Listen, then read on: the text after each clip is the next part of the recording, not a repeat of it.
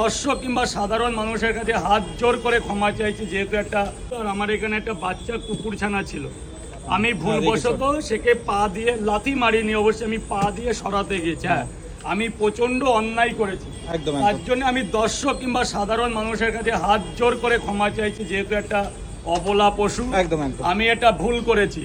কিন্তু কোনো একজন সমানধন্য ক্রিয়েটার এটাকে তুলে ধরেছে, কিন্তু সেই ক্রিয়েটারে কিন্তু তখন প্রতিবাদ করা উচিত ছিল যে তুমি সেটা আমাকে ধরেই আমাকে ক্যামেরাটা করেই আমাকে প্রতিবাদ করতে হতো যে এটা কেন তুমি করলে, অথচ সে প্রতিবাদ করেনি। আচ্ছা, ওই ক্রিয়েটার নাকি একটা সমানধন্য ম্যাডাম, যেটা আমি পরস্পর শুনলাম, আমি নাম ধরতে চাই না, তো ম্যাডামকে বলছি সমাজে কত কিছু তো হয়ে যাচ্ছে, কত পথচারী কুকুর মারা যাচ্ছে, আমি তো এই কুকুরগুলোকে খেতে দিই, তোমরা সাক্ষী। হ্যাঁ, তো একদম কুকুরগুলোকে খেতে দিই, এদের যত্ন করি। এখানে বাই মিস্টেক একটা করে ফেলেছে। হ্যাঁ, এবার by mistake heat of the moment আমি করে ফেলেছি, তার জন্য আমি সবার কাছে আন্তরিকতায় ক্ষমা চাচ্ছি।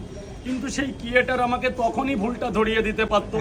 সমাজের চোখে সেই রকম ক্রিয়েটারকে আজকের দিনে আরজি কলের এত বড় একটা ঘটনা ঘটে গেল,